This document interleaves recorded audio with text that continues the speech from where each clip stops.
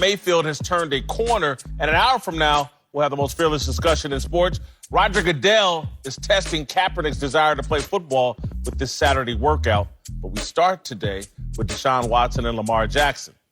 As you all know by now, I have a hate-love relationship with social media.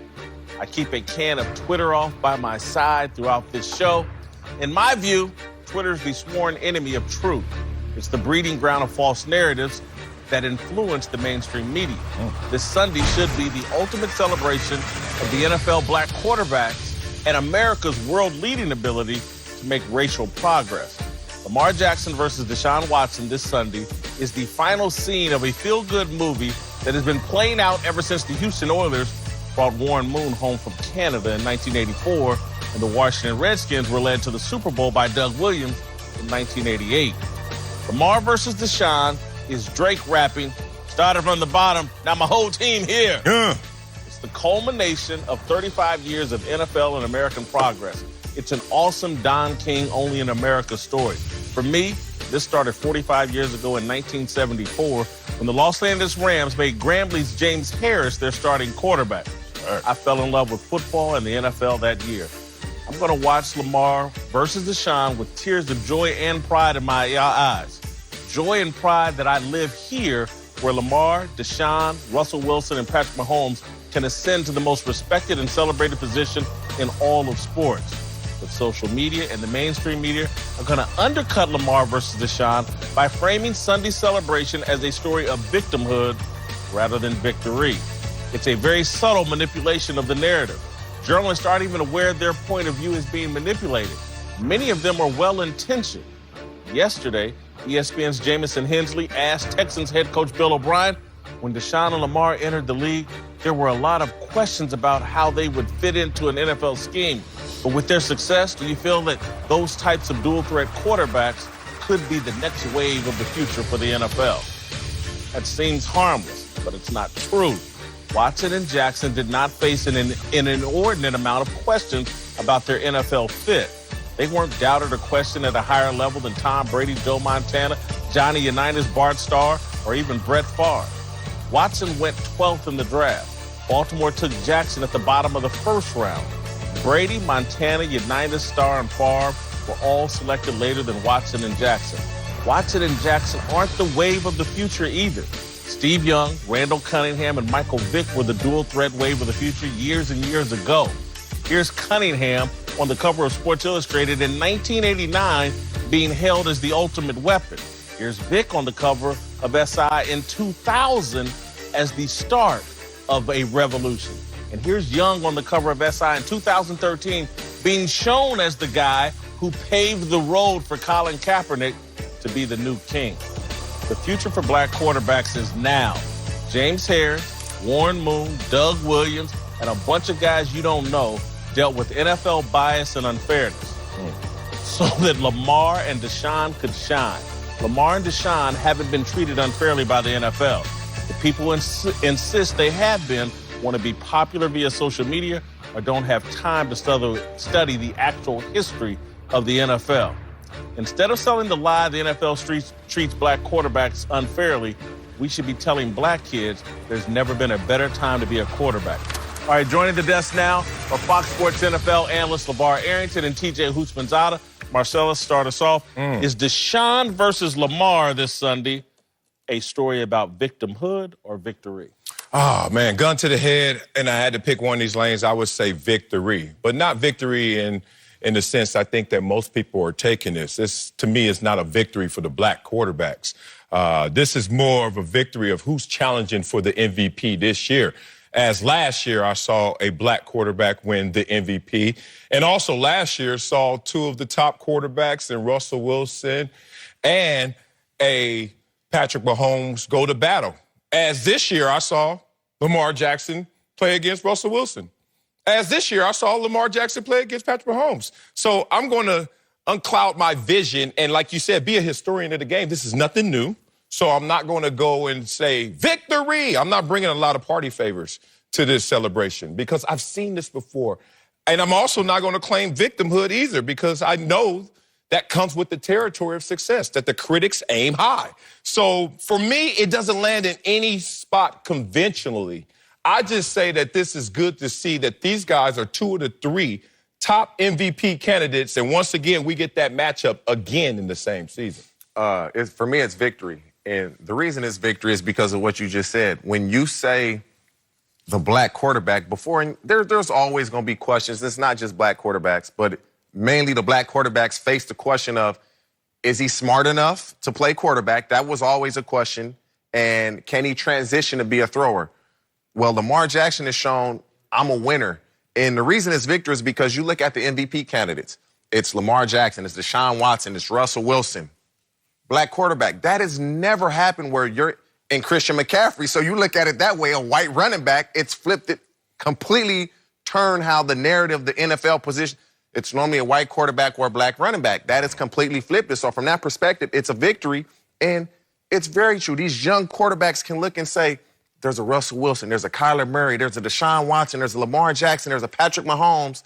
Oh, I can be that now. I don't have to switch positions, so it's 100% a victory. It's a victory, and I'll just bring it to a full circle. And with the willingness to make this game and focus in on how good they're going to play as quarterbacks, I think it's a major step. These are 2 faces that are driving the popularity of an entire game. So when you're looking at it from that lens, you certainly have to look at it as being a victory versus victimhood. And I think it's pretty simply put. The thing for me, again, I'm a little bit older than you all. Yeah. And I'm just telling you, when I started out watching football and when James Harris started quarterbacking the NFL team, it was a big deal, a really big deal. The dude played at Grambling. I used to dream about playing at Grambling for Eddie Robinson. It was and then to see it now where we are today, where basically, to me, Lamar versus Deshaun, they're about the same age, same amount of experience. This might be the next Brady versus Manning for the next 10 or 15 years in the NFL. That's amazing to me. That's joyous for me. I will be emotional watching this game. And I won't. And that's a good thing. I won't. Look, one of the greatest attributes about equality is the ability to be normal. What has happened is the black quarterback has been normalized as a successful position, as a successful player. And that's a positive. Thanks to the groundbreaking opportunity that came to Shaq Harris. And it's funny, you become a fan of the game the year I'm born. Damn, you are old, bro. I'm like, that's when I was coming out. So there's a difference between winning and you've won. Like, and I think that now with an MVP, obviously Super Bowl winners we've had, and now we're talking about the highest paid at the position. I don't want to say that we've arrived in fullness, but I just want us to sit there and say, you know what? The climb has changed in its ascension. Now we are at the top in terms of 4 of the 5 top MVP candidates are black quarterbacks. Patrick Mahomes added to that mix as well. So I'm sitting there like I understand your emotion, and I'm not trying to disconnect from that. But I'm in a different place in terms of grabbing a baton from a Shaq Harris, from a fan like Jason Whitlock, and taking it to the youth and saying, look, don't think that you're an exception now. The opportunities are there. And there are no excuses. And that's why it's a victory. We've both coached high school football. Mm-hmm. For so long, the narrative was, if you're a black quarterback in high school, when you get to college, what position you going to play? Receiver. You going to go to receiver? Or DB. You should go play DB. DB. Now when you see all these black quarterbacks playing this, oh, there's a future for me at this position. That's why it's a victory, because now the kids coming up, it's not about, okay, I can play quarterback through high school, but I have to really focus on, let me learn receiver. A kid now coming out, Jalen Hurts. This is going to help him because these guys are having success. You get put to a team that can tailor an offense around you like they have with Lamar Jackson. It's shown we can be successful, we can win. And when you mature and you become a better passer, then we can transition away from the running game and you can become a passer. But until then, do what you do. I still tend to agree with Whit on this one, though. I played football in the 90s, so it wasn't a 70s deal or 80s deal. I played in the mid to late 90s. And even then, and playing in games, you know, you get stepped on, you get called every word but your name, and it was racially motivated. You know, I went to an all-white school. I was the only. Talking about in high school? In high school, I was the only. I went to all-white school, kind of in college too. That's only on Saturday night. Right. White out. Right. But in high school, you dealt with so many. I dealt with so many things being a popular, high trending athlete at the high school level, and so the football dynamic was very complex for me, and how I viewed myself as a human. Am I a victim or am I a hero? Am I being judged fairly off of my talent, or am I being judged based off of the color of my skin? When you come up through that type of day and age, and you're able to look at a game now in 2019 and say, these young men are actually being weighed and measured by their performance solely, like for the most part, that's, to me, I find myself having an emotional moment as well, because I think that there has been a lot of evolution, and it stems far beyond just the realm of it being football. All right, let's move to just a straight football question about these two guys.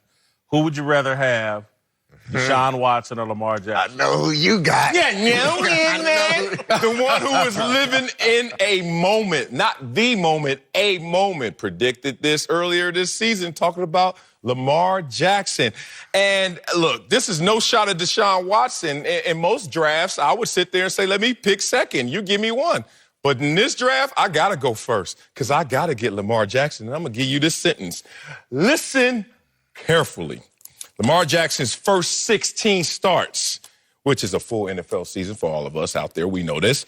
He has more wins than Patrick Mahomes, more rushing yards than my former teammate, Hall of Famer LaDainian Tomlinson, who played running back, y'all remember? A higher passer rating than Tom Brady, more yards per attempt than the Aaron Rodgers, and a higher completion percentage than the Drew Brees. Y'all gonna say somebody else? I want to hear that. I am. Go. Let me jump on.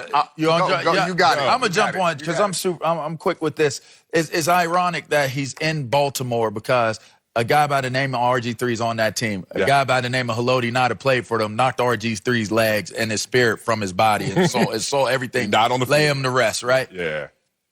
He is one hit away being in that open field. I got to go with Deshaun Watson, because I think long-term play, although I'll look at Lamar and feel such a way about his talent, I'm looking at Deshaun Watson and I'm saying he gets it and he understands it in a way where he won't put himself in harm's way, and I can stabilize and I can win with Deshaun Can I just Watson. push back?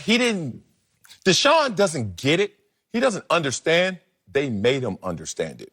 2 ACL injuries will alter your game no matter how you want to go out there and play. He doesn't necessarily have to subscribe to that, though. He could still go out there and still. One non-contact. You know, RG3. We're all a hit away. Right, but we are all a hit away. And I think that, now I will say to Lamar's defense, he does have RG3 there. But I want Deshaun Watson. But he's never been injured, too. Don't forget that. There's two quarterbacks in NFL history in their first 9 games of a season with 15 rushing touchdowns.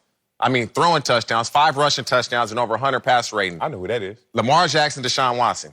And so I don't think you can pick the wrong guy. Oh, don't do that. But I'm going to be selfish here because I'm a receiver. I'm going with who's going to get me the ball the most. Go with Deshaun. Lamar. I'm going with Deshaun Watson. Why? Now, and when you compare guys, I hate it because you always you put one down. There's no when you have the. You're right. There's 2 quarterbacks in the history of the NFL in the first 9 games of the season. I'm going with Deshaun. You look at what he's doing throwing the ball. Yeah. I would prefer as a receiver to play with Deshaun Watson. Yeah, you can't sneeze at the 71% completion percentage right now, Deshaun Watson. This is not a shot at Deshaun Watson. Lamar Jackson, we don't know his ceiling. That's the thing about it. 1, in imagination, I'm not even talking about in production, just in imagination. It factor. 2, there are no injury concerns of yet. There's a lot of predictions, a lot of forecasting. That's a concern. But we don't need a forecast with Deshaun. That concerns me that Deshaun has had 2 ACLs. That's concerning. Right. That's concerning. But you know what's good about that, the silver lining? He's still balling out of control even after 2 ACLs. So he's not one hit away where we don't know for sure if Lamar is going to be one hit away. I would have started the year out. This would have been the easiest choice in the world. Is Deshaun Watson by a mile. As the season keeps progressing, and as I keep watching this dude, Lamar Jackson, do things I didn't think he was capable. I didn't like the way the ball came out of his hand. Yeah. Now I still don't like it, but now I'm starting to say, man, that kind of looks like how Patrick Mahomes and Aaron Rodgers throw some Deshaun things Watson's release isn't the best platform. either. No, it's not. It's Right, not. yeah. It's kind of herky-jerky. Yeah. And so the point you just made about, I don't know if I know Lamar's ceiling. I thought I did. I thought he's going to be a great runner, and he'll be a mediocre passer. I keep watching him, and he throws these balls in the very tight windows. Mostly he throws to the tight end and things like that in the tight windows. I don't know his ceiling. I'm still going to lean Deshaun Watson just off of history, tradition, what I've seen work in the past. Conditioned to think we've more. been Yes. conditioned. But we don't know Deshaun's ceiling either, though. I do. You think so? Yeah, he could be the next Steve Young. Yeah. Again, Amazing. Lamar could be something We've never seen seen. before. That's fair. If he's able to stay healthy as a fair. runner, and then also because even as Steve Young as a runner, it wasn't what Lamar is doing as a runner, and so That statement alone is reason enough to not want him. I know, as crazy as that sounds, for his ceiling to be that high, where it could possibly go that far, you might feel safer going with a safer bet, right? So who's the safer bet? I mean, I think Deshaun would be the safer bet. Because how do you even know how to get to where Lamar Jackson could possibly to be? me, John Harbaugh and them have figured it out. Again, if they keep him healthy in this +1 running offense, and he keeps running like that and throwing dimes. To your point, it's funny. You mentioned this yesterday. Reggie talked about it. 3 games Lamar Jackson this year has not thrown a passing touchdown. But in each of those games, he had a rushing touchdown. They are playing basketball. Play off me. I'm going to run it. You stay on me, I'm going to throw it right over you. So, to your point, there is no limit so far because how you play it, we're going to play it better. Coming up at the top of the hour, we'll have the most fearless discussion in sports. Colin Kaepernick is being taken advantage of, but not by the NFL. But first, the Browns finally snapped their 4-game losing streak last week. We'll tell you Baker Mayfield has turned a corner.